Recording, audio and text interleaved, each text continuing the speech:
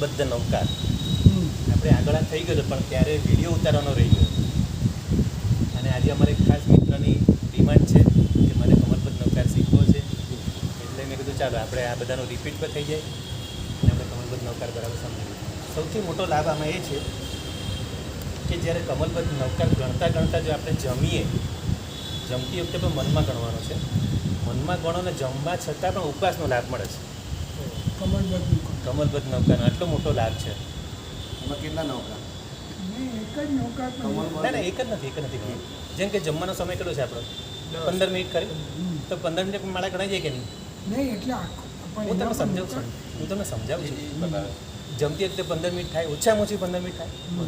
કોઈ કદાચ 10 મિનિટમાં બી જમી લે તો આપણે માળા ગણતા 10-12 મિનિટ થાય એટલે એક માળામાં કેટલા થાય? 108 નૌકાર થાય. એટલે કમલબદ્ધ 108 નૌકાર ગણવાથી ઉપવાસનો લાભ મળે. એનું કારણ છે, લોજિક એ છે કે આપણે નૌકાર ગણીએ છીએ મનથી, આપણે એમાં જોડાયેલા છે. હવે આપણો સ્વાદમાં જીવ જશે નહીં, આપણું ધ્યાન નૌકારમાં છે. અને કમલબદ્ધ ગણવામાં એટલો ફાયદો એ છે આપણું ધ્યાન બરાબર નૌકારમાં રહેશે અને એ ફાયદો છે. જો કમલબદ્ધ કેવી રીતે ગણવાનું છે સમજી લો કે આપણું કમળ છે, કમળની બધી પાંખડીઓ છે.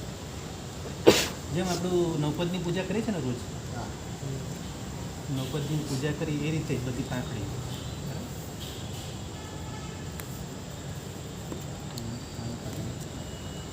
પછી પાછી અહીંયા પણ આવશે દર્શન, જ્ઞાન, ચારિત્ર, તપ. તો અહીંયા વચ્ચે આવશે નમો અરિહંતાણમ. પહેલું જ પદ અહીંયા લેવાનું છે, નમો અરિહંત. હવે આને પાછું આપણે પોતે જ ધારવાનું છે, આપણા શરીરમાં કમળ ધારવાનું છે. અને અહીંયા સેન્ટરમાં આપણે આ અરિહંત છે એટલે આપણે નમો અરિહંતાણમ અહીંયા લેવાનું છે, આપણે અહીંયા હૃદયમાં લેવાનું છે.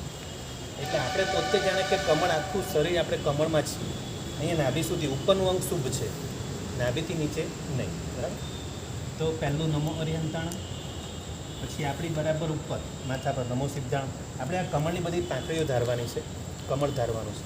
અને અહીંયા સેન્ટરમાં અહીંયા અરિહંત ભગવાન, કમળમાં બરાબર ગાદી પર એમને બેસાડવાના અરિહંત ભગવાનને.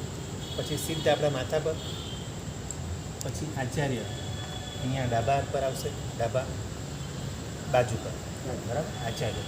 પછી ઉપાધ્યાય અહીંયા બરાબર નાભી સુધી અંગો શુદ્ધ છે, પછી નાભીથી વધારે નીચે જવાનું એટલે ઉપાધ્યાય અહીંયા આવશે. અને સાધુ એ આપણા જમણા હાથના બાજુ, બરાબર? જ્યાં બાજુબંધ બાંધીએ, હા, આ ડાબો હાથ આચાર્ય અને જમણો હાથ સાધુ આવશે. હવે અહીંયા આવશે દર્શન. તો દર્શનની જગ્યાએ 155 ઉપકારો એ પણ બોલાય. આ જ્ઞાન, આ ચારિત્ર અને તપ. હવે એ તો શું કરવાનું છે? આપણા કાન અને ખભાની વચ્ચે અહીંયા ખૂણો પડશે, બરાબર? હા, એટલે જો અહીંથી ચાલુ થશે આપણે ડાબા હાથે અહીંથી દર્શન. હા, ખભો અને કાનની વચ્ચેનો ખૂણો એટલે દર્શન, બરાબર? તો આ દર્શન થશે. પછી આ જ્ઞાન અહીંયા બરાબર કમર પાસે, નાભીથી ઉપર કમર પાસે જ્ઞાન. પછી આ બાજુ ચારિત્ર આવશે, એ બી કમરની ઉપર, નાભીથી ઉપર યાદ રાખવાનું, નાભીથી નીચે નહીં જવાનું. અને અહીંયા આવશે તપ, જમણા હાથ. તો દર્શન, જ્ઞાન, ચારિત્ર, તપ. આ થયું. આમાં આવશે 155 ઉપકારો. અહીંયા સવ્વ પાવક પણાસો, અહીંયા મંગલાણમ ચ સવેસે અને અહીંયા પડમમ હવૈ મંગલમ. આ રીતે નૌકાર ગણવાનો છે. તો નમો અરિહંતાણમ, નમો સિદ્ધાણમ, નમો આયર્યાણમ, નમો ઉવજ્જાયણમ, નમો લોય સવ્વસાહુણમ, 155 ઉપકારો, સવ્વ પાવક પણાસનો, મંગલાણમ ચ સવેસી, પડમમ. હમણાં ખાલી એક્શન કરવાનું એટલા માટે કે સમજ પડે. પછી તો આપણે જમતી વખતે મનમાં જ ગણવાનું છે, બોલવાનું નથી. બોલતા તો દોષ લાગી નાનાવણી કરવા બંધાય, પણ મનમાં ગણવાનું છે.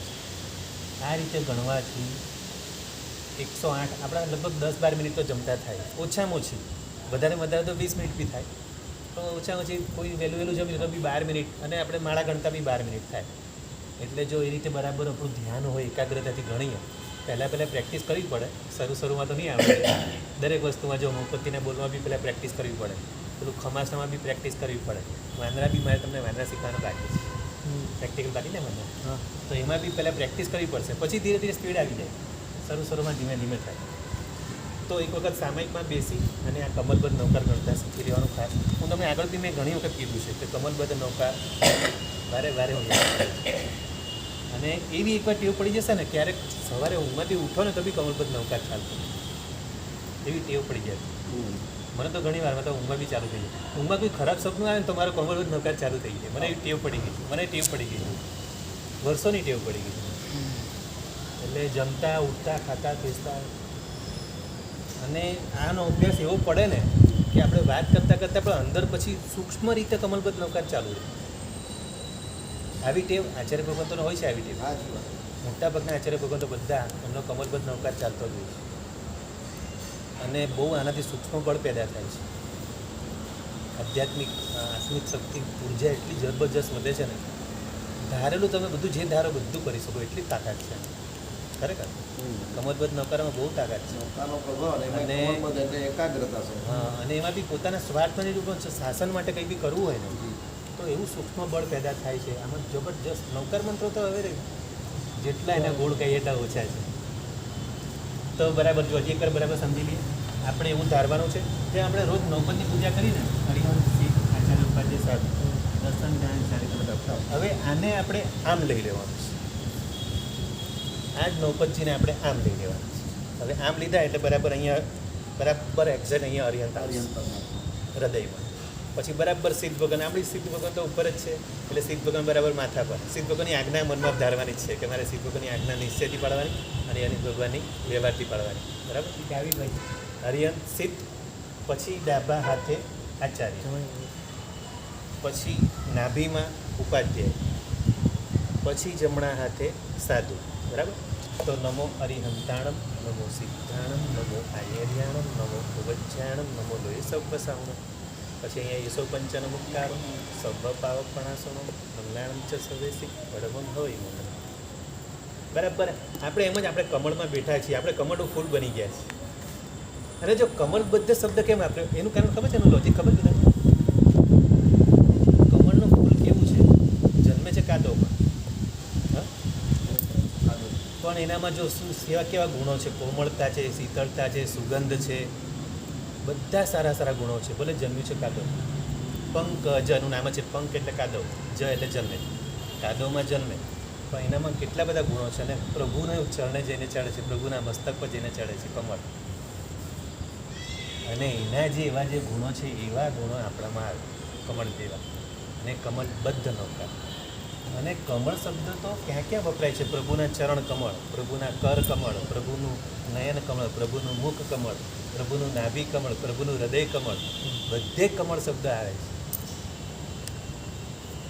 તો એ બધા પ્રભુના દરેક અંગોને યાદ કરીને આપણે આ કમળબદ્ધ નૌકાર ગણવાનું. હવે આવું બધું ચિંતન કરતાં કરતાં જમીએ. બોલો હવે શું આપણને જમવામાં આપણો જીવ સ્વાદમાં જીવ જવાનો છે? એવો કમળબદ્ધ નૌકાર આપણને ગુરુ ભગવંતોએ આપણને કૃપા કરીને આપણને આપ્યો છે. કેવા અદ્ભુત લોજિક બધા આપણા જીવશાસ્ત્રના લોજિક બધા બહુ અદ્ભુત છે. આવો સરસ કમળબદ્ધ આપણને મળ્યો છે. આપણે એક પણ સમય બગાડવાનો જ ન હોય. હું તો કહું ને, ખાલી જમતી વખતે જ નહીં, આખો દિવસ ચાલવો જોઈએ. સવારથી સાંજ કમળબદ્ધ નૌકા ચાલવો જોઈએ. પછી આપણે બધી પ્રવૃત્તિ જે કંઈ કરીએ છીએ ઠીક છે, ફરજ નિભાવવાની છે, સંસાર ફરજ નિભાવવા પૂરતી નિભાવવાની, પણ કમળબદ્ધ નૌકા મારે મારું કામ કરતા રહેવાનું. પહેલાં તો કમળબદ્ધ નૌકા શીખતા આવ્યો ને, ત્યારે થોડો ટાઈમ ચાલુ રહ્યો. બરાબર. વળી પાછું એવા અલગ ટ્રેક ઉપર ગાડી જતી એટલે જ આજે યાદ કરાવું છું હું. એટલે મને લાગ્યું કે બધા ભૂલી ગયા લાગો છો, એટલે જ મેં યાદ કરે, ફરીથી યાદ કરે. ના, વિચારો સાહેબ એવા આવે છે, કોને ખબર નૌકામાં આવી જોતું નથી. અને એટલે જ નૌકાર મેં રસ બી કેટલા ડીપમાં કર્યા છે. ચાલો તો કંઈ આપણે કમળબદ્ધનું હવે ધ્યાન રાખજો. આ રીતે કમળબદ્ધ નૌકા બરાબર. ઈચ્છામી દુકડમ